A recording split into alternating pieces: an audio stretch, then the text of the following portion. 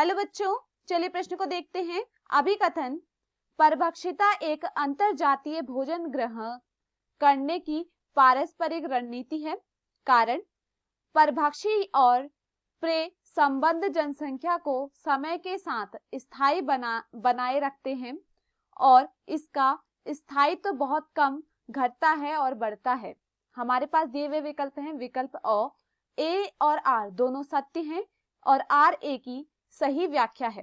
विकल्प ब, ए और आर दोनों सत्य हैं लेकिन आर ए की सही व्याख्या नहीं है। विकल्प 100, ए सत्य है लेकिन आर असत्य है। विकल्प 2, ए असत्य है लेकिन आर सत्य है। विकल्प ई, ए और आर दोनों असत्य हैं। प्रश्न की मुख्य अवधारणा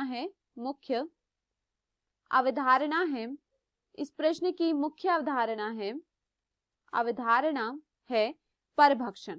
देखिए, अगर बात की जाए परभक्षण के विषय में कि परभक्षण क्या होता है, तो देखिए परभक्षण में क्या देखा जाता है, यहाँ पर एक जीव को तो क्या होता है, यहाँ पर एक जीव को क्या होता है, लाभ होता है।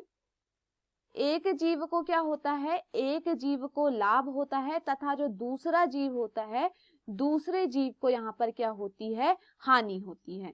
यहाँ पर क्या होता है, यहाँ पर परभक्षी क्या करता है,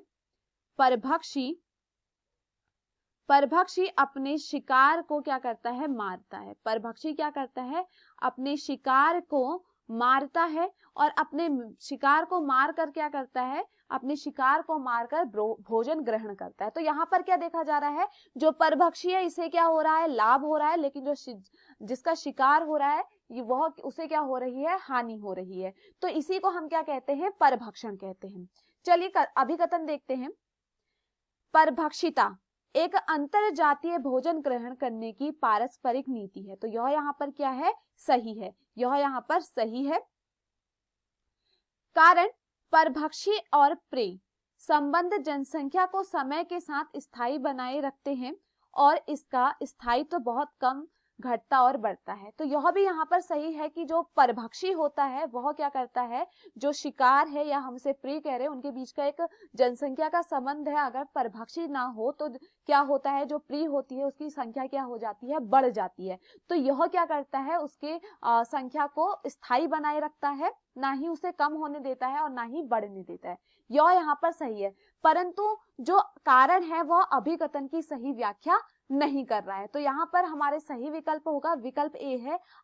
ए और आर दोनों सत्य हैं, यह सही है, और आर ए की सही व्याख्या करता है। तो यह यहाँ पर क्या है, गलत है। विकल्प ब, ए और आर दोनों सत्य हैं लेकिन आर ए की सही व्याख्या नहीं है। तो यह यहाँ पर क्या है, सही है। विकल्प 100, ए सत्य है लेकिन आर असत्य, तो यह यहाँ पर गलत होता है। विकल्प 2, ए असत्य है, तो यह भी यहाँ पर गलत होता है। विकल्प ई, ए और आर दोनों असत्य है, तो यह भी यहाँ पर क्या होता है, गलत होता है। तो दिए हुए विकल्पों में जो हमारा सही विकल्प है वो है विकल्प ब। मैं आशा करती हूँ आपको यह समझ में आया हो। धन्यवाद।